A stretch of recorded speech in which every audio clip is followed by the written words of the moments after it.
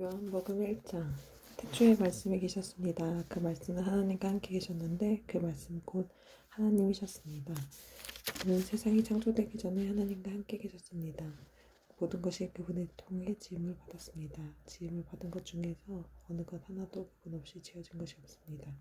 그분 안에는 생명이 있습니다. 그 생명은 세상 사람들을 비추는 빛이었습니다. 그 빛은 어둠 속에서 빛을 발휘했지만 어둠은 그 빛을 깨닫지 못했습니다. 하나님께로부터 보냄받은 요한이라는 사람이 있었습니다. 요한은 그 빛에 대해 자만하여 자기를 통해 모든 사람들이 믿음을 얻도록 하기 위해 보냄을 받은 사람입니다. 요한 자신은 그 빛이 아니었으나 사람들에게 그 빛에 대하여 증언하기 위한 것입니다. 참 빛이 있었습니다. 그 빛은 세상에 와서 모든 사람을 비췄습니다. 참 빛이 되신 말씀이 세상에 계셨습니다. 세상은 그분을 통해 지음을 받았는데도 그분을 알지 못했습니다.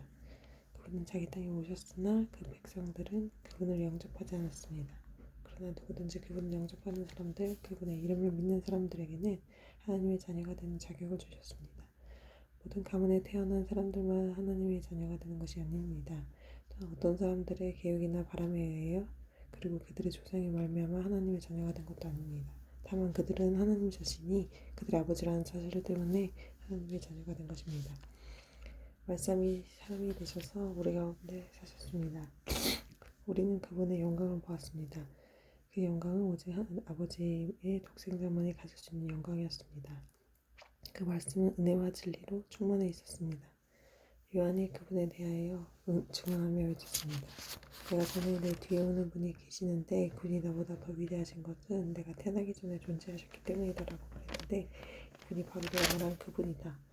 그분의 충만하신 것에서 우리 모두는 넘치는 은혜를 받았습니다. 그것은 율법이 모세를 통해 주어졌지만 은혜와 진리는 예수 그리스도를 통하여 왔기 때문입니다. 지금까지 하나님을 본 사람은 아무도 없었습니다. 그러나 하나님이시며 아버지의 곁에 계시던 독생자이신 분이 우리에게 하나님이 어떤 분이신지를 알려주셨습니다. 요한이 증언한 내용은 이렇습니다. 예루살렘에 사는 유대인들이 제사장과 레위인 몇 사람을 요한에게 보내어 당신은 누구십니까? 라고 묻게 했습니다. 요한은 그 질문에 거절하지 않고 대답했습니다. 그는 분명하게 말했습니다. 나는 그리스도가 아닙니다. 그러자 그 사람이 요한에게 물었습니다. 그럼 도대체 당신은 누구십니까? 엘리야입니까? 요한이 대답했습니다. 아니요, 나는 엘리야가 아닙니다. 그러자 그 사람들이 물었습니다. 장차 오시기로 하는 그 예언자입니까? 요한은 또 대답했습니다. 아닙니다. 그러자 그들이 요한에게 말했습니다. 그렇다면 당신은 누구십니까? 우리는 우리를 보낸 사람들에게 보고해야 합니다. 대답해 주십시오. 당신은 자신을 무엇이라고 생각하십니까? 요한은 그 사람들에게 이사야 선지자의 말씀을 인용하여 대답했습니다. 나는 광야에서 주님을 위하여 길을 곱게 만들어라 하고 외치는 사람의 소리입니다. 보냄을 받은 유대 사람들 중에는 바리새인이 보낸 사람이 있었습니다. 그 사람들이 요한에게 물었습니다. 당신이 그리스도도 아니고 엘리야도 아니고 예언자도 아니라면 왜 사람들에게 세례를 줍니까? 요한이 대답했습니다. 나는 사람들에게 물로 세례를 줍니다. 그러나 여러분 가운데 여러분이 알지 못하는 한 사람이 서 계십니다. 그분은 내 뒤에 오시는 분이지만 나는 그분의 신발끈을 풀 자격도 없는 사람입니다. 이 모든 것은 요한이 세례를 주던 요단강 동편 베다니에서 일어난 일이었습니다. 다음날 요한은 자기에게 오신 예수님을 보고 이렇게 말했습니다. 보십시오. 세상의 죄를 지고 가신 하나님의 어린 양이십니다. 이분이 바로 내 뒤에 오시지만 그분이 나보다 더 위대한 것은 내가 태어나기 전에 존재하셨기 때문이라고 말했던 분입니다. 나도 이분이 누구인지 알지 못했습니다. 그러나 내가 물로 세례를 주러 온 이유는 이분을 이스라엘 백성에게 알리기 위해서입니다. 또 요한이 증거했습니다. 나는 성령께서 비둘기처럼 하늘로부터 내려와 그분 위에 머물러 계신 것을 보았습니다. 나 역시 그분이 그리스도이신 것을 알지 못하였습니다. 그러나 나를 보내어 물로 세례를 주라고 하신 분이 너는 그 어떤 사람에게 성령이 내려와 그 위에 머무르는 것을 보면 그 사람이 성령으로 세례를 주실 바로 그분인 줄 알아라 라고 말씀하셨습니다. 나는 그분이 하나님의 아들이신 것을 보았고 그분이 바로 하나님의 아들이라고 증언하였습니다. 그 다음날 요한은 제사 두 사람과 함께 다시 그 자리에 서 있었습니다. 그는 예수께서 지나가시는 것을 보고 말했습니다. 보아라, 하나님의 어린 양이시다. 제자 두 사람은 요한이 이렇게 말하는 것을 듣고 예수님을 따라갔습니다. 예수님께서는 몸을 돌려 자기를 따라오는 두 사람을 돌아보며 물으셨습니다. 원하는 것이 무엇이냐? 그들은 라삐님 사시는 곳이 어디입니까? 라고 말했습니다. 예수님께서는 와서 보아라 하고 대답하셨습니다. 그래서 그 두 사람은 예수님과 함께 갔습니다. 그들은 예수님께서 머무르시는 곳을 보았고 그날 예수님과 함께 그곳에서 지냈습니다. 때는 오후 4시였습니다. 요한에게서 예수님에 대한 이야기를 듣고 예수님을 따른 두 제자 중 한 사람은 시몬 베드로의 동생 안드레였습니다. 안드레가 첫 번째 한 일은 그의 형 시몬을 찾은 일이었습니다. 그는 시몬에게 우리가 메시아를 찾았어라고 말했습니다. 그리고 나서 안드레는 시몬을 예수님께 데려왔습니다. 예수님께서 시몬을 보시고 내가 요한의 아들 시몬이겠구나. 이제 너를 게바라고 부르겠다라고 말씀하셨습니다. 다음날 예수님께서는 갈릴리로 가시길 원하셨습니다. 예수님께서 빌립을 만나시고자 그에게 나를 따라오너라 라고 말씀하셨습니다. 빌립은 안드레와 베드로와 같은 동네인 베트세다 사람이었습니다. 빌립은 나다네엘을 만나고는 그에게 이렇게 말했습니다. 모세가 율법책에 썼고 예언자들도 기록한 그분을 우리가 찾았다. 나사렛 사람 요셉의 아들 예수님이 바로 그분이시다. 그러나 나다니엘은 빌립에게서 나사렛에서 뭐 좋은 것이 나올 수 있겠는가? 하고 말하였습니다. 빌립은 와서 보아라 하고 대답했습니다. 예수님께서는 나다엘이 자기에게 오는 것을 보시고 여기 참 이스라엘 사람이 있다. 이 사람에게는 거짓이 하나도 없다라고 말했습니다. 나다나엘은 예수님께서 저를 어떻게 아십니까? 하고 물었습니다. 예수께서 대답하셨습니다. 빌립이 너를 부르기 전 내가 무화과 나무 아래에 있는 것을 내가 보았다. 나다나엘은 예수님 당신은 하나님의 아들이시며 이스라엘의 왕이십니다 라고 대답했습니다. 예수님께서는 나다나엘에게 내가 무화과 나무 아래에 있는 것을 내가 보았다고 말해서 나를 믿느냐?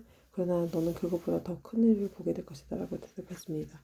그리고 그들에게 내가 너에게 진리를 말한다. 너희는 하늘이 열리고 하나님의 천사들이 인자 위에서 오르락내리락 하는 것을 보게 될 것이다 라고 말했습니다. 2장 3일째 되던 날에 갈릴리에 있는 가나라는 마을에서 결혼식이 열렸습니다. 예수님의 어머니도 결혼식에 참석하였고 예수님과 그분의 제자들도 결혼식에 초대받았습니다.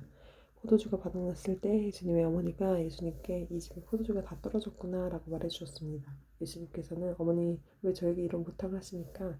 저의 때가 아직 오지 않았습니다 라고 대답했습니다. 예수님의 어머니는 하인들에게 그분이 시키는 일을 무엇이든지 하라고 말했습니다.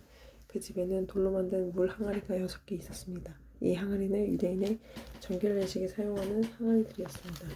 그것은 각각 물 2-3동이를 담을 수 있는 항아리였습니다. 예수님께서 하인들에게 항아리에 물을 채워라 하고 말씀하셨습니다. 하인들은 항아리에 물을 채웠습니다. 그러자 예수님께서 그들에게 자 이제 그것을 퍼다가 잔치를 주관하는 사람에게 갖다 주어라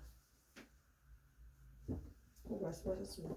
하인들은 물을 떠서 잔치를 주관하는 사람에게 갖다 주었습니다. 하인이 떠다 준 물을 잔치를 주관하는 사람들이 맛봤을 때 그 물은 포도주가 되어 있었습니다. 그는 포도주가 어디서 났는지 알지 못하였지만 물을 가져온 하인들은 알고 있었습니다. 잔치를 주관하는 사람들은 신랑을 불렀습니다. 그리고 사람들은 항상 처음에 좋은 포도주를 내놓고 손님이 취한 다음에 값싼 포도주를 내놓는 법인데 당신은 지금까지 가장 좋은 포도주를 보관하고 계셨구나 라고 말했습니다. 예수님께서는 이 첫 번째 표적을 갈릴리 가나에서 행하셨으며 거기서 그의 영광을 주셨습니다. 그러자 그의 제자들이 그를 믿게 되었습니다. 이 일이 있은 후 예수님께서는 그의 어머니와 형제들과 제자들과 함께 가버나움이라는 마을로 며칠 동안 머무르셨습니다. 유대인의 명절인 6월절이 가까워오자 예수님께서는 예루살렘으로 올라가셨습니다. 예수님께서는 성전뜰 안에 소와 양과 비둘기를 팔고 있는 사람들과 또 상에 앉아서 돈을 바꿔주는 사람을 보았습니다.